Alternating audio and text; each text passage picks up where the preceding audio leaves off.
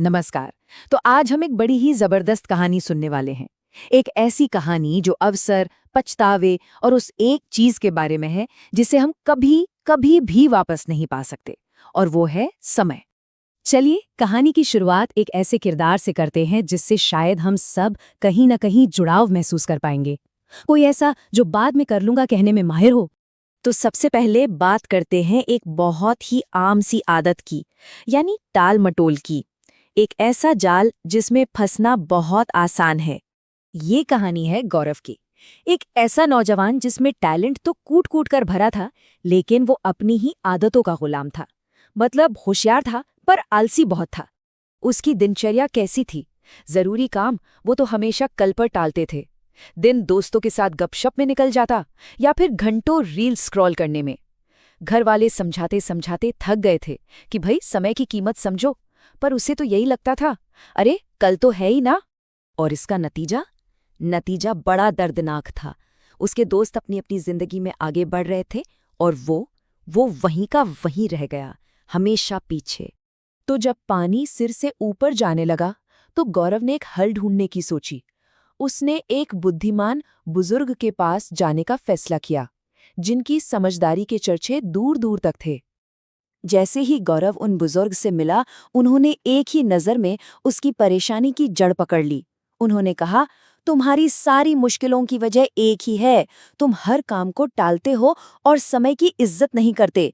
रुको, मैं तुम्हें एक कहानी सुनाता हूँ।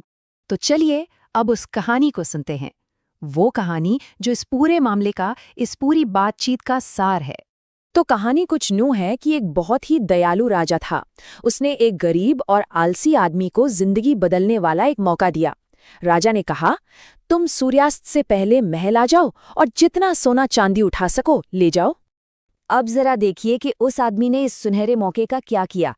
सुबह सुबह उसे ये खबर मिली, लेकिन क्या वो भागा? नहीं, वो तो आराम से बैठकर खाना खाने लगा, ये सोचकर कि भाई अभी तो पूरा दिन पड़ा है। दोपहर हुई तो उसने सोचा, चलो एक छोटी सी झपकी ले लेता हूँ। वो छोटी सी झपकी 2 घंटे की गहरी नींद में बदल गई। जब उठा तो महल की तरफ चला, लेकिन रास्ते में एक पेड़ की छांव देखकर फिर सुस्ताने बैठ गया और इस बार पूरे 4 घंटे के लिए सो गया। और जब तक वो हड़बड़ाकर उठा और महल की तरफ भागा, तब तक सूरज डूबने को था। और यहीं से कहानी उस मोड़ पर आती है जहां हमें पता चलता है कि छोटी छोटी देरी की कितनी बड़ी कीमत चुकानी पड़ती है। वो बेचारा हाथ में थैले लिए महल तो पहुंचा, लेकिन महल के दरवाजे बंद हो चुके थे। सूरज डूब चुका था, मौका हाथ से निकल गया।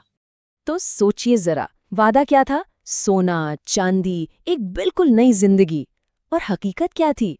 खाली हाथ, वही पुरानी मुसीबतें और सिर्फ गहरा पछतावा। बस एक दिन की टालमटोल ने उसे कहां से कहां ला खड़ा किया। और इस कहानी का सार बस एक सीधी सी लेकिन बहुत गहरी बात में छिपा है कि जो वक्त एक बार चला गया वो कभी लौटकर नहीं आता।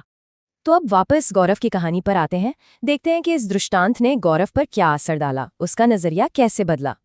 ये कहानी सुनकर गौरव जैसे नींद से जाग गया। उसे साफ साफ दिखने लगा कि वो भी तो उस आलसी आदमी की तरह ही है जो हर मौके को कल पर टाल रहा है। बस यही वो पल था जब उसे अपनी गलती का एहसास हुआ।